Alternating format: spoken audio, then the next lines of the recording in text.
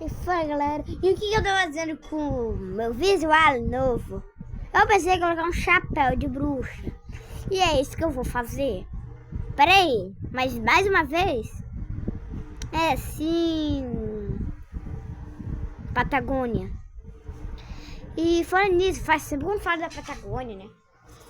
Mas bora lá. Eu vou primeiro ver se eu acessório de chapéu de bruxa.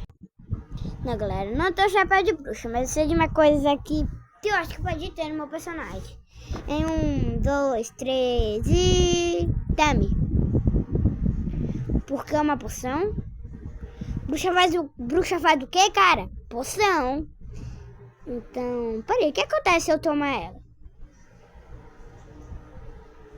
Blá, blá, blá, blá, blá. Tô me sentindo meio mal. Acho que não foi uma boa ideia. Acho que não foi uma boa ideia.